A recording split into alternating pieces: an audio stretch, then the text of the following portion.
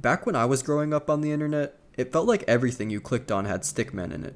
Games, animations, random videos, they were everywhere for some reason. And a lot of that stuff ended up being Flash games I still remember today. Since my channel is mostly centered around this era of the internet, I've started realizing there were definitely levels to Flash games depending on the kind of person you were. I think almost every kid born from the late 90s to mid 2000s grew up around Flash games in some form, even if they wouldn't really call themselves gamers. It's kind of like an iceberg when you think about it. For some people, it was more mainstream stuff like cool math games at school, or things like Pop Tropica and Club Penguin. You know, the mainstream browser games. And for others like me, it was slightly more obscure things like games on Newgrounds and Armored Games, the more violent and experimental stuff. Then you also had things like Happy Wheels sitting somewhere in between. Yeah, Happy Wheels was huge at the time, but it was still rare to see something that experimental and violent become so mainstream. And of course, PewDiePie playing it and other huge creators at the time gave it a massive boost. Without all those YouTube Let's Plays, I honestly think it would have just been overshadowed by the hundreds of other browser games people were playing back then. A lot of Flash games were made by just one or a few people, and because of that, there wasn't really the same kind of structure or censorship you see in games today, unless it's Steam Shop slop or mobile games. Yeah, definitely some pretty cursed stuff on the Steam Shop. But other than those places, it's really hard to find this kind of limitless creativity in game development. And I think Stickman stuff in general is probably one of the biggest examples of that. People could pretty much just make whatever they want and upload it online. Stick figures were so simple to draw and animate that literally anybody could make something with them. So you ended up with hundreds if not thousands of Stickman games online, and of course some of them being a lot better than others. And every once in a while you'd come across one that really stood out. One that felt way more polished and creative than you'd expect from anything built around stick figures. And a series that always felt this way to me was Sift Heads.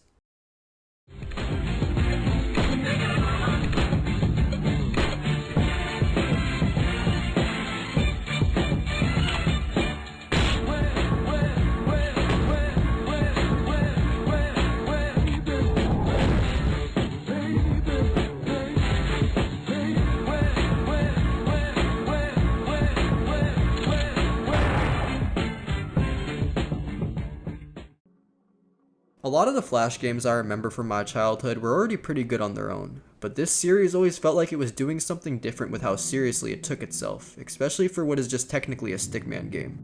If you've never played Sift Heads or heard of it, it's a Flash series that started in the mid-2000s where you're following a group of Hitman Mafia-style stick characters. It might sound generic at first, but this game has some sick-ass cutscenes and I promise you it's way more than it might seem on the surface.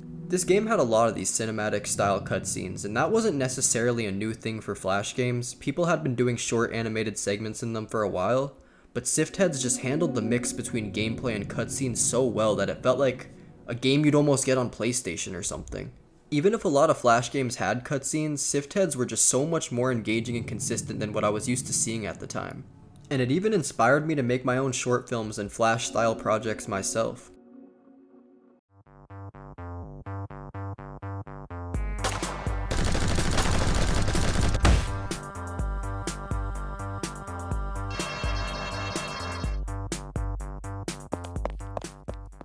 And honestly, my favorite out of all of them was probably Sift Heads World 1. This is the game where the series really started feeling bigger in scale to me.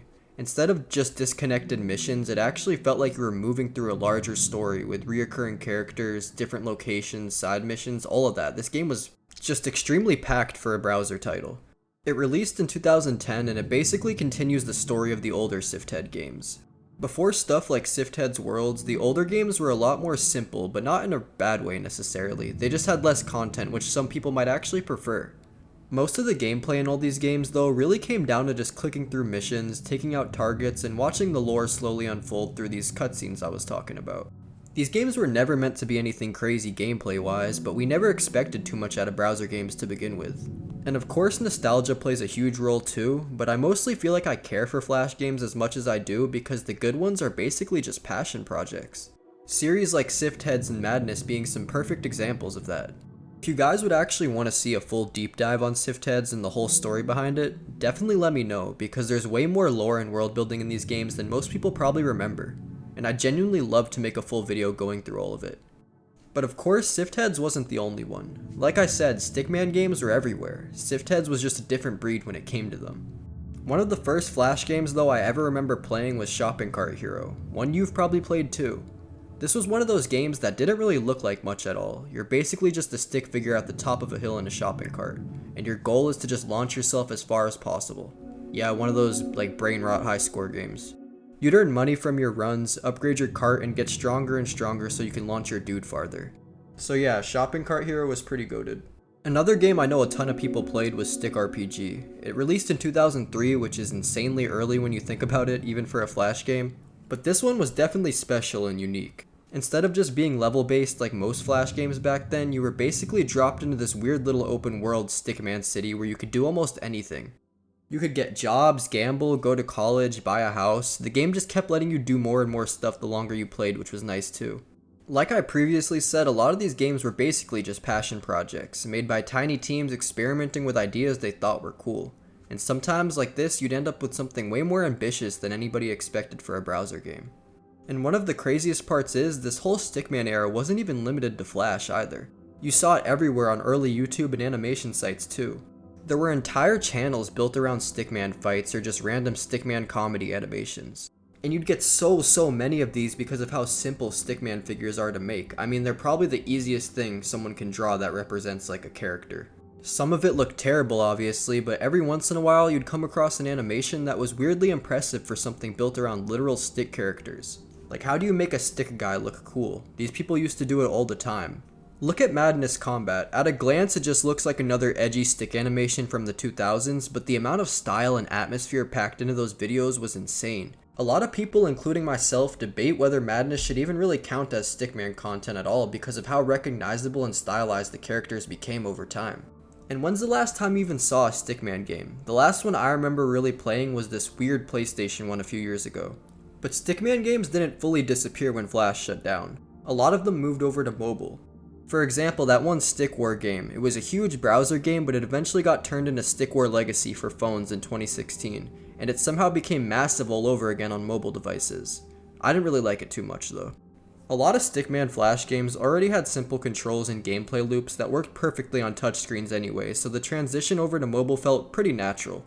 And I guess they didn't completely die. If you go on the App Store, you can still see the influence. There's Stickman games on App Stores getting millions of downloads, but it definitely doesn't feel like the same era anymore. Looking back on all this stuff now, it's kinda crazy how much of the internet used to revolve around things as simple as stick figures. A lot of these games and animations were technically really small projects, but they somehow still managed to leave a huge impact on the people that grew up around them. Another game that perfectly shows how huge this whole era became was the Fancy Pants Adventures stuff. Because this wasn't just a game people forgot about after a year, the series got so popular that it literally ended up making the jump from Flash websites to actual consoles. I always remember these games having a lot of polish too, like the movement, animation, and physics, all of it felt pretty high quality for something you were just loading up in your browser for free. If you're wondering how they made it to consoles, EA offered them a partnership, which is pretty crazy to think about. A Stickman game going from browser sites to being published by EA on consoles is probably one of the best examples of how massive these Stickman things were. I've hinted at this point probably 3 times already in this video, but I can't stress it enough. Most of these games weren't made by giant studios trying to build the next massive live service game or push microtransactions every 5 seconds. A lot of them were literally just random people or one dude online experimenting with some idea that they thought was cool. It's like the same reason I make YouTube videos, purely passion and maybe a couple extra bucks. Sometimes it was one person making weird little physics games in their bedroom, and sometimes it was a small team trying to turn Stickmen into something wildly cinematic. And because there wasn't really many boundaries online yet, people could just upload whatever they want whenever they wanted to. Not every Flash game was amazing, obviously. A lot of them were terrible, but even the bad ones still had personality to them. Everything just felt a little more experimental, and you don't really see that nowadays. And I don't think it's really just nostalgia either. There's a reason people still remember games like the ones I mentioned in this video and plenty more. That era of the internet just had a completely different feeling to it.